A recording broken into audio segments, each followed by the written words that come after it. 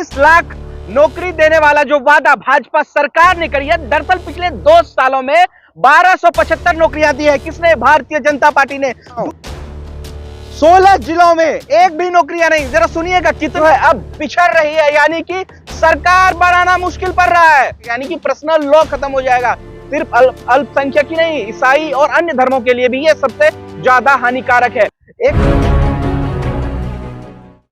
नमस्कार, मैं हूं देव विस्मय, आप देख रहे हैं लोकतंत्र टीवी। देखिए, सुनिए, आज ही खड़गे साहब ने क्या कहा है। New elected president of Congress party का एक ट्वीट आया है सामने। जरा सोचिएगा, 27 साल का सिंहासन राज, नरेंद्र मोदी का राज गुजरात में, वो प्रधानमंत्री जो कई राज्यों को रन करता है और देश को रन करता है। जरा सोचिए कि 27 साल का इस सिंहासन काल पर दरअसल खड़गे साहब का एक बड़ा बयान सामने आया है।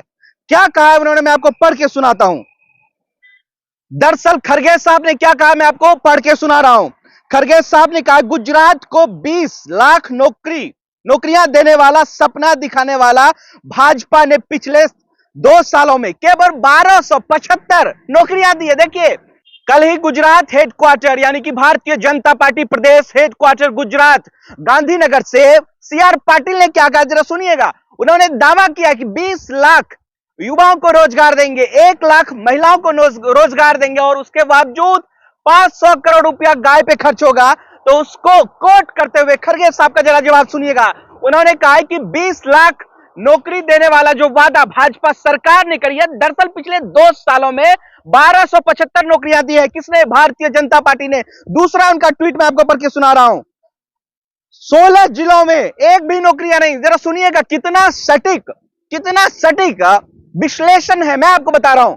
16 जिले में एक भी नौकरियां नहीं, ऐसा कहना खड़गे साहब का है, new elected president of Congress party. जरा सोचिएगा, कांग्रेस पार्टी जो प्रेसिडेंट है 2 दिन के दौरे यानी कि 27 और 28 तारीख को, यानी आज और कल, खड़गे साहब गुजरात में है और लगातार रैलियां कर रही है। इनकी पहली सभा है और नरेंद्र मोदी जी सूरत में रोड शो कर रहे हैं।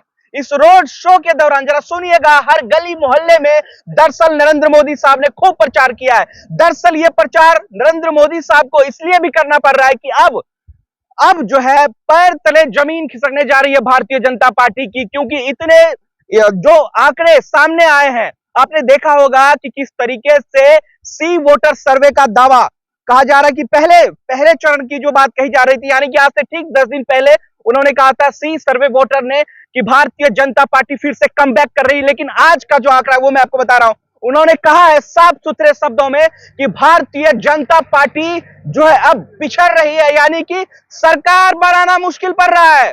और इसी अंदाज में खड़गे साहब ने ये ट्वीट किया है। दरअसल ये भी मैं आपको पढ़ के सुना रहा हूं कि देश के युवा 2 करोड़ सालाना नौकरी देने वाले झांसे को पहचान चुके हैं। यानी कि जो युवा है भारत का, जिसको समझने की कोशिश कीजिएगा, भारत जो इसमें युवाओं का देश है, उसको झांसा दिया गया है, ऐसा कहना खड़गे साहब का है, मैं नहीं कह रहा हूं आपको। दूसरी बात, गुजरात के युवा इस झांसे का पुरजोर जवाब मांगेंगे। अब जरा सोचिए यह आंकड़ा कितना चौंकाने वाला है कि खड़गे साहब ने जिस तरीके से नरेंद्र मोदी पर हमला किया है, जिस तरीके से नरेंद्र मोदी के उन न्यू मैनिफेस्टो को जो गांधीनगर से रिलीज की गई है, वो भी सीआर पाटिल के सामने, वो भी अमित शाह के सामने, वो भी जेपी नड्डा के सामने। देखिए, 3 तिगड़ी सीआर पाटिल, अमित शाह और जेपी नड्डा के सामने जो 3 तिगड़ी है, ये तीनों तिगड़ी ने मैनिफेस्टो जारी किया और इसी मैनिफेस्टो में 20 लाख युवाओं को रोजगार देने की बात करी है और इसी मैनिफेस्टो में 1 लाख महिलाओं को रोजगार देने की बात कही है।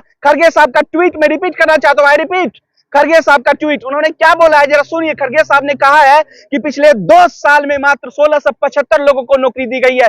16 जिलों में नौकरी ही नहीं, एक भी इंसान को नौकरी नहीं दी गई है 16 जिलों में। तो ये जो आंकड़े हैं, क्या इस गुजरात की जनता इसको एक्सेप्ट करेगी या नहीं करेगी, एक बहुत बड़ा क्वेश्चन वाला है। देखिए, गुजरात के गलियों में, सड़कों में, सूरत के गलियों और सड़कों में जिस तरीके से नरेंद्र मोदी बैटिंग कर रहे हैं, यानी कि प्रचार कर रहे हैं, इससे साफ जाहिर है कि इस बार भारतीय जनता पार्टी जो पिछड़ती हुई नजर आ रही है। अगर कांग्रेस पार्टी यहां सरकार बनाती है तो सबसे ज्यादा फायदा किसको होगा, समझिएगा, यहां के आदिवासियों को, दलितों को, मुसलमानों को। और उसी मैनिफेस्टो में एक और बात कही है, किसने? सीआर पाटिल और नड्डा जी ने क्या कहा है कि यूनिफॉर्म सिविल कोड लेके आने वाली है। अगर ऐसा हुआ गुजरात में तो क्या नुकसान होगा वो मैं बता रहा हूं आपको। देखिए, अगर यूनिफॉर्म सिविल कोड आती है गुजरात में तो नुकसान क्या होगा? अल्पसंख्यकों पर सबसे बड़ा हमला होगा, क्योंकि अब तक जिस गुजरात की अस्मिता की लड़ाई अल्पसंख्यक लड़ रहा था, जिस सभ्यता और संस्कृति की लड़ाई अल्पसंख्यक जिसको जोगते आ रहा है, वो खत्म हो जाएगा। यानी कि पर्सनल लॉ खत्म हो जाएगा।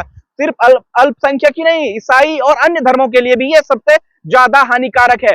एक बार फिर से पोलराइजेशन यानी कि हिंदू अलग मुसलमान अलग करने की नीति इस मैनिफेस्टो में साफ साफ दिखाई दे रही है। और तीसरे अहम मुद्दे, जो सबसे अहम मुद्दे हैं, वो भी भारतीय जनता पार्टी ने जिस तरीके से चाल खेला है, आप समझने की कोशिश कीजिए। देखिए, इस वक्त जो है गुजरात के हालात बहुत नाजुक हैं और मात्र 3 दिन रह गए हैं पहले चरण के चुनाव में। उसके बाद जो है चुनाव प्रचार बंद कर दिया जाएगा, क्योंकि एक को वोटिंग है, उसके बाद 5 को। तो इसी कड़ी में कई भारतीय जनता पार्टी के कद्दावर नेता, पीयूष गोयल जिसको हटा दिया गया था, उसको भी गुजरात में लाके पटक दिया। अमित शाह तो है ही, योगी आदित्यनाथ तो ही, ऐसे कई बड़े कद्दावर नेता हैं जो गुजरात में इस समय फिलहाल जो है बैटिंग कर रही है। अब ऐसा डर लग रहा है कि भारतीय जनता पार्टी जो है बैकफुट पे है।